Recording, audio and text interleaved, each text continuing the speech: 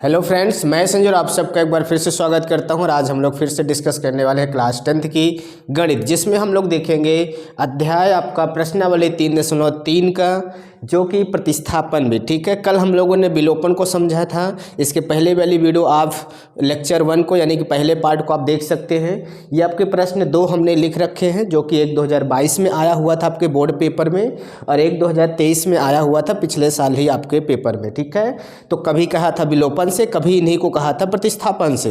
तो कल हमने प्रश्न 2 को हम लोगों ने विलोपन से हल किया था, जिसका मान हमने आपको लाकर दिखाया था और सारे रूल हमने समझाया था। आज हम लोग प्रतिस्थापन के बारे में सारे रूल को समझेंगे। तो इसमें से हम लोगों ने कल इसको तो सॉल्व किया था। खैर, आज हम लोग पहले वाले को आपको करके दिखाते हैं। नहीं, आप कहेंगे सर एक ही एक को बार बार बता रहे हैं। ठीक है, तो चलिए हम लोग प्रश्न 1 को देखते हैं और हल करते हैं।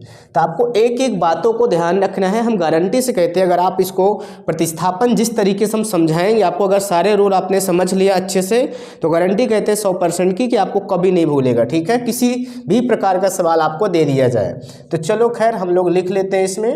ठीक है, तो समीकरण पहले आपको लिख लेना है जो दिया गया है आपका 3x + y = 10 दिया गया है। इसको पहला समीकरण मान लेना है, एवं दूसरा लिख लेना एवं लगा के 2x + 2y = 12 दिया गया है। ठीक है, अंक बदल सकता है, अंक पे नहीं जाना है आपको, सवाल को समझना है एग्जाम्पल। ठीक है, आपको अंक पे नहीं जाना है कि इसमें कहीं 2 है, कहीं 12 है, कहीं 10 है, उससे नहीं, केवल सवाल पे आपको जाना है। तो देखो यहाँ पे आपके पास 2 सवाल हैं। अब प्रतिस्थापन का, जैसे हमने विलोपन का मतलब समझाया था कि विलोपन का मतलब विलुप्त करना होता है। यहाँ पे 2 चर वाले, एक x और एक y है। तो विलोपन में क्या करते हैं, किसी एक को गायब करके हम एक का मान निकालते हैं, फिर जो मान आता है एक का, उसको हम दूसरे में रख के दूसरे का मान निकाल लेते हैं। समझ गए। और जो प्रतिस्थापन होता है, तो प्रतिस्थापन का मतलब होता है कि इस मटके का पानी उस मटके में, उस मटके का पानी इसमें रखना है आपको, यानी कि अलदा बल्दी करना है। यानी कि पहले समीकरण से आपको x का मान निकाल के x के मान को दूसरे में रखना है, दूसरे से y का मान मिलते ही x में फिर से पहले में रख देना है। इसी प्रकार आपका x और y के दोनों मान आ जाएंगे। चलिए हम आपको बताते हैं आखिर हम कैसे करें। तो इसमें से आप 2 समीकरण आपके पास है। सबसे पहले आपको ये चेक करना है कि 2 में से सिंपल ज़्यादा आसान कौन लग रहा। देखो इसके पास 3x है, y सिंगल है, और इधर 10 है, बहुत ठीक है। इधर 2x 2y और 12 है, तो इधर थोड़ा ज़्यादा नंबर है। क्या है, ज़्यादा नंबर। तो आपको आसान वाला लेना है जो सरल दिख रहा हो और कम अंक हो उसमें। ठीक है, तो हम ले लेते हैं समीकरण 1। तो लिख देना है समीकरण 1 से। तो पहला नियम हमने आपको बताया कि जो सबसे आसान समीकरण लग रहा होगा उसको आपको पकड़ना है, चाहे 1 हो चाहे 2 हो। ठीक है, इतना आपको पहला रूल है। चलो हमने पहला पकड़ लिया, यहाँ पे लिया हमने 3x + y = 10 हमने उठा लिया। ठीक, अब दूसरा रूल आपको ध्यान रखना है। दूसरा रूल क्या है, इसमें देखना है कौन आसान। अब कौन आसान है इसमें, ये 3x है, ये सिंगल y है, तो y थोड़ा आसान दिख रहा है, तो y को बचा लो और 10 इधर है ही है, इसको 75 कर दो। जो भारी लग रहा हो, थोड़ा बड़ा लग रहा हो ना, उसको क्या करो, ट्रांसफ़र कर दो। तो ये प्लस में इधर आएगा तो माइनस हो जाएगा। क्लियर है, इतना समझ में आ गया। क्लियर, इतना छोड़ दो, इसको आगे पीछे करने की ज़रूरत नहीं है। तो ये आ गया y का मान आपका, जिसमें अभी y का मान एक्चुअल में नहीं आया है, ये y का मान अभी हमने निकाला, तो इसको 3 मान लो। ठीक है, समीकरण। अब क्या करेंगे हम, y के मान को समीकरण किस में रखना है बताओ। अभी हमने इसको समीकरण 3 को किससे बनाया, 1 से बनाया है, तो 2 में रखना, और 2 से बनाना तो 1 में रख देना। ठीक, ताकि याद रहे। बाकी किसी से भी आ जाएगा आंसर, उससे परेशान नहीं होना, चेक कर सकते हो। y के मान को समीकरण 2 में, किसमें, 2 में रखने पर। ठीक है, हम रख देते हैं, चलो रखने पर। क्लियर है। चलो यहाँ पे 2 ये लिखा हुआ है, 2x लिख लो आप आराम से, प्लस लिखा, प्लस 2 लिखा, 2 लिख लो। सॉरी, यहाँ पे y लिखा हुआ है 2y, तो y के स्थान यहाँ पे गुणा है, तो y का मान रख दो। क्या रखा है, 2 पद में है, तो इसको ब्रैकेट लगा लेना। ठीक है, तो आसानी होगी। बराबर में लिख लो 12 है। बस अब इसी पे ध्यान देना है आपको। ये हमने अब ये 2x लिखा है, ठीक है। पहले इसका हम क्या करते हैं, अंदर मल्टीप्लाई कर लेते हैं। तो ये प्लस प्लस आएगा, 2 दहम 20 हो जाएगा। ठीक है, ये प्लस, ये माइनस, माइनस होगा, 2 तिहाई 6x हो जाएगा। ठीक है, बराबर में 12 लिखा हुआ है। चलो भाई, अब ये देखो 2x प्लस में है और ये 6x माइनस में, साथ ही हो गया, सजाती हो गया।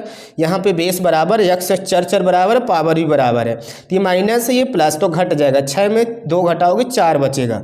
अब बड़ी संख्या माइनस में है तो -4x आएगा, ठीक है, क्योंकि ये छोटी है ये बड़ी है, तो बड़ी संख्या का चिन्ह रखते हैं। 12 लिखा हुआ है, 20 को इधर भगा दो तो प्लस में है, इधर जाएगा तो माइनस हो जाएगा, ठीक है। अब चलो बताओ, यहाँ पे हमारा 4x है ही, अब ये प्लस में ये माइनस में, तो 20 में 12 घटाओगे 8 बचेगा, बड़ी नंबर माइनस में है, ठीक। अब देखो माइनस से माइनस कैंसिल हो जाएगा, क्लियर है। अब चलो आपको हम दिखाते हैं। और तो यहाँ पे अब x बराबर निकालोगे तो बराबर में 8 बैठा हुआ है।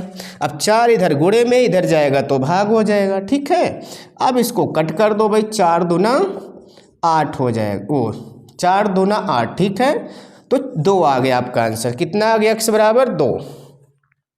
अब देखो हमने 1 से बनाया 3 को, 3 से हमने y के मान को रखा 2 में, 2 से निकला x का मान, अब 2, अब 1 भी हो चुका 2 भी हो चुका। अब क्या करना है, जो 2 का मान आया x का मान उसको रख दो 3 में, ठीक है। तो यहाँ पे क्या लिखेंगे, x के मान को